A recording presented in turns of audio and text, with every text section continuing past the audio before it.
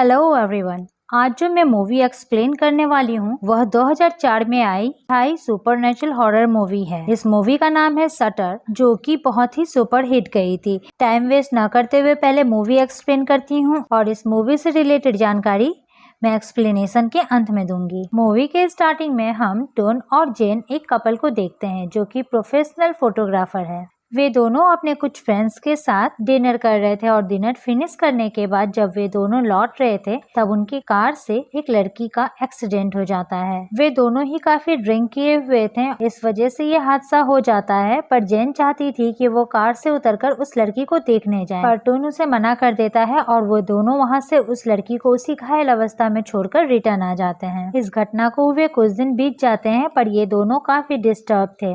ये लोग काफी पता लगाते हैं कि कहीं किसी हॉस्पिटल या पुलिस स्टेशन में किसी लापता लड़की के बारे में अगर रिपोर्ट दर्ज किया गया हो। कोई भी मिसिंग रिपोर्ट दर्ज नहीं किया गया था। कुछ दिनों के बाद टोन एक फंक्शन में फोटोज लेने के लिए जाता है। जब वो उस फोटोज का प्रिंट आउट निकलवाता है तब वो देखता है कि हर फोटो में एक वाइट शैडो है। कंफर्म करने के लिए वो उस फोटोज को अपने फ्रेंड्स को दिखाता है तो वो भी उसे कंफर्म करता है कि सेम शैडो फोटो में ही नहीं नेगेटिव में भी है। यहाँ जेन घर पे अकेली थी और उससे घर पे किसी के होने का एहसास हो रहा था। वो फोटोग्राफ डेवलपर रूम में जाती है। फिर वह देखती है कि वॉश बेसिन से कोई लड़की निकल कर आ रही है। वो बहुत ही वियर्ड देखने में लग रही थी। यह सब देखकर जेन डर जाती है, पर अचानक सब कुछ पहले की तरह नॉर्मल हो जाता है। तो उनको जेन बताती है कि शायद जिस लड़की का शैडो हर फोटो में है और जिसे वह घर पे भी देख रही है, ये वही लड़की है जिसका एक्सीडेंट उस रात को हुआ था। वे दोनों काफी परेशान हो जाते हैं और फिर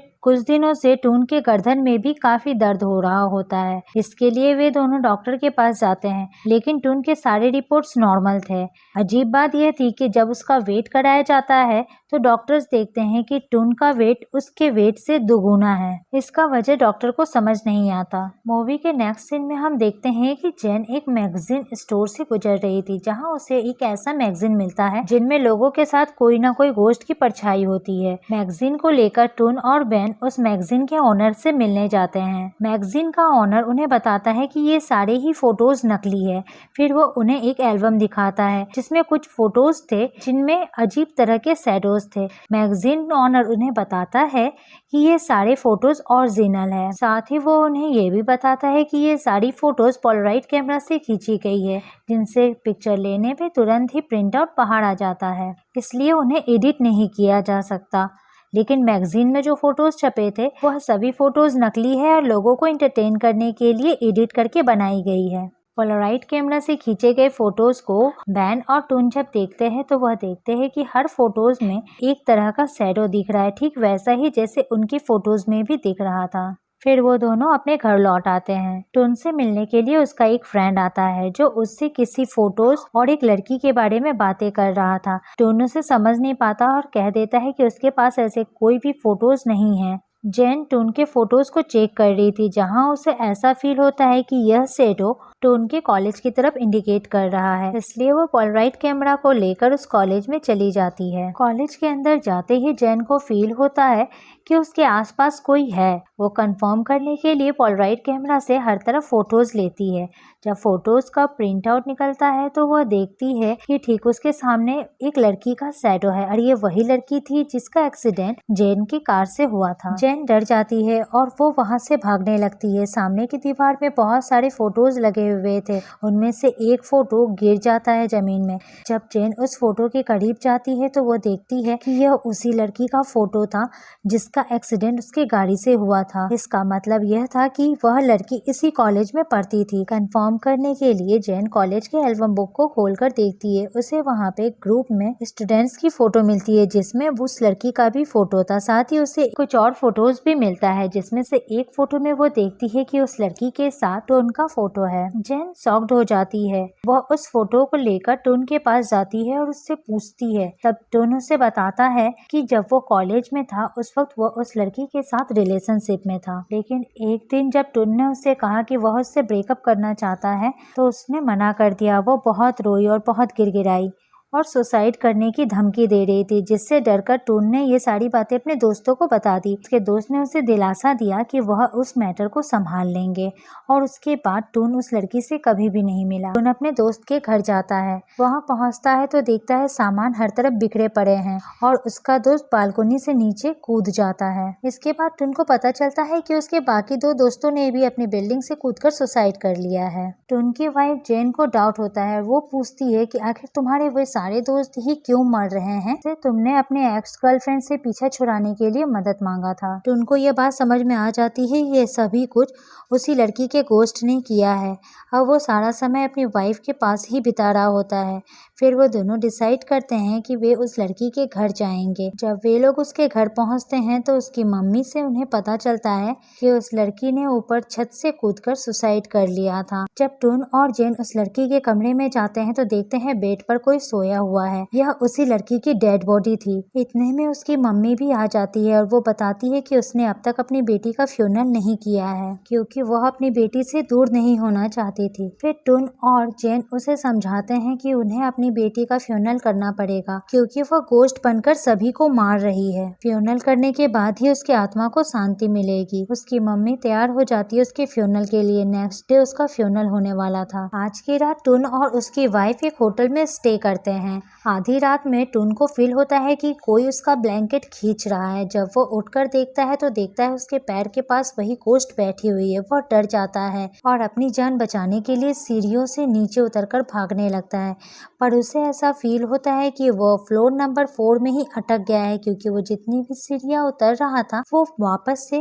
फ्लोर नंबर 4 में पहुंच जा रहा था। टून बहुत ही डर जाता है। तभी उसके सामने उसकी वाइफ जेन आ जाती है जो बहुत ही वियर्ड बिहेव कर रही थी। वह उसे पकड़कर उससे पूछती है कि तुमने मेरे साथ ऐसा क्यों किया? मैं तो तुमसे प्यार करती थी। और अचानक वो उसी गोश्त में बदल जाती है। टून बहुत ही डर जाता है और सामने की खिड़की से एक सीढ़ी लगी हुई थी जो शायद इमरजेंसी एग्जिट होगा, वहां से वो नीचे उतरने की कोशिश करने लगता है, लेकिन वह गोश्त उसी सीढ़ी से उसके साथ नीचे उतरने लगती है और उसकी तरफ अपना हाथ बढ़ाती है। टून बहुत ही डर जाता है और उसका हाथ सीढ़ियों से छूट जाता है और वो ऊंचाई से नीचे गिर जाता है, पर उसकी किस्मत अच्छी थी कि उसकी मौत नहीं होती। इसके बाद हॉस्पिटल में टून की आंखें खुलती है। वे दोनों इस हादसे से बहुत डरे हुए थे, इसलिए अपने सिटी वापस लौट आते हैं। जेन अब इस केस को आगे इन्वेस्टिगेट कर रही थी। वो उन सभी फोटोज को वापस से चेक करती है तो वो देखती है कि यह शैडो बुक शेल्फ की तरफ इंडिकेट कर रहा है। वो बुक शेल्फ की तरफ जाकर हर तरफ चेक करती है जहां उसे कुछ नेगेटिव्स मिलते हैं। फिर वो उन नेगेटिव्स को डेवलप करती है। जब सारे फोटोज क्लियर हो जाते हैं तो वो उन्हें देखकर हैरान हो जाती है। वो सारे फोटो उस लड़की के थे जिनके साथ टून के दोस्तों ने जबरदस्ती की थी। फोटो में कॉलेज का वही कमरा था जहां जेन इन्वेस्टिगेट करने के लिए गई थी। फिर हमें पास्ट का वो सीन दिखाया जाता है जब टून ने अपने दोस्तों से मदद मांगी थी। टून के दोस्तों ने तो कहा था कि वह उसे अच्छी तरह से समझा देंगे, लेकिन वे सभी मिलकर उस लड़की के साथ जबरदस्ती कर रहे होते हैं। तभी वहां टून पहुंच जाता है। वह उससे मदद मांगती है, लेकिन वह उसकी मदद करने की जगह उसके फोटोज लेने लगता है और यही सारे फोटोज के नेगेटिव उसने अपने बुक शेल्फ के पीछे छुपाया था, जिसे जेन ने देख लिया है। अब जेन को समझ में आ चुका था कि उस लड़की ने सुसाइड क्यों किया और वो टून के दोस्तों को क्यों मार रही है। वो यह भी समझ जाती है कि अब वो टून की भी जान ले लेगी। फिर वो टून के पास जाती है। वो उससे पूछती है कि आखिर उसने ऐसा क्यों किया। टून उसे बताता है कि उसे अपनी इस गलती का पछतावा आज भी है। वह माफ़ी मांगता है जेन से, लेकिन जेन उसे माफ़ नहीं करती। उसकी गलती इतनी बड़ी थी कि माफ़ नहीं किया जा सकता था, इसलिए जेन टून को वहीं छोड़कर वहां से चली जाती है। जेन के जाने के बाद टून बहुत ही डर जाता है। वह समझ जाता है कि इस वक्त उस लड़की का गोश्त उसके आसपास ही कहीं पे है, इसलिए वह उस कैमरा को लेकर पूरे कमरे का फोटो लेने लगता है। पर सारे फोटोज क्लियर थे, कहीं कोई भी शैडो नहीं था। टून को बहुत ही गुस्सा आता है और वो उस कैमरा को जमीन में पटक देता है। तभी कैमरे से एक फोटो क्लिक होता है और उसका प्रिंट आउट बाहर निकलता है। जब टून उस फोटो को चेक करता है तो वह देखता है यह उसकी ही फोटो थी और उसके कंधे पर वह गोश्त बैठी हुई थी। यही वजह था कि इतने दिनों से टून का गर्दन दर्द हो रहा था और जब डॉक्टर ने उसका वजन चेक किया था तो उसका वजन उसके वजन से डबल था। फिर उस गोश्त ने टून की आंखें बंद कर दी जिसकी वजह से उसे दिख नहीं रहा था और वो यहाँ वहाँ लड़खड़ा रहा था। लड़खड़ाते हुए वह बालकनी से नीचे गिर जाता है, पर इस बार भी उसकी डेथ नहीं होती। मूवी के नेक्स्ट सीन में हम देखते हैं कि हॉस्पिटल के एक कमरे में टून बैठा हुआ है। उसकी गर्दन अभी भी झुकी हुई है और जैन उससे मिलने के लिए आती है। वह उसे देखकर चली जाती है। तभी हमें डोर के ग्लास में दिखता है कि टून के गर्दन में अभी भी वो गोश्त बैठी हुई है। टून की कंडीशन अब मेंटली अनस्टेबल है। टून को पता था कि आज नहीं तो कल वह गोश्त उसकी जान ले ही लेगी और इसी के साथ ये मूवी यहीं खत्म हो जाती है। तो अब बात करती हूँ इस मूवी के बारे में। ये मूवी 2004 में रिलीज हुई थी और IMDb में इसकी रेटिंग 7.1 की है। इस मूवी का हिंदी एंड इंग्लिश रीमेक भी बनाया गया था। इस मूवी का इंग्लिश रीमेक शटर 2008 में रिलीज हुई थी और हिंदी रीमेक क्लिक मूवी के नाम से 2010 में रिलीज हुई थी। क्लिक मूवी के मेन लीड में श्रेयास तलपड़े और स्नेहा उल्लाल थी। शटर मूवी के ओरिजिनल वर्जन को देखने के पहले मैंने इसका हिंदी रीमेक क्लिक देखा था, लेकिन तब मुझे ये मूवी इतनी अच्छी नहीं लगी थी क्योंकि मूवी को अच्छे तरह से प्रेजेंट नहीं किया गया था। लेकिन हाँ, जब मैंने इसके ओरिजिनल वर्जन को देखा तो मुझे ऐसा फील होता है इस मूवी का रीमेक तो बनना ही चाहिए था। मुझे ये मूवी अच्छी लगी क्योंकि इस मूवी में गलत करने वाले को सही सजा मिली थी। आपको ये मूवी कैसी लगी ये कमेंट बॉक्स में जरूर बताइएगा। अगर आपको मेरी वीडियो अच्छी लगी है तो प्लीज वीडियो को लाइक कीजिए और अगर आप चैनल में न्यू हैं तो मेरे चैनल को सब्सक्राइब कीजिए ताकि मैं अपने 1000 सब्सक्राइबर के टारगेट को कंप्लीट कर सकूं। साथ ही बेल आइकन भी प्रेस कर दीजिएगा ताकि मेरे न्यू वीडियोस की नोटिफिकेशन आप सबको मिल सके। Thank you. तो मिलती हूँ नेक्स्ट वीडियो में।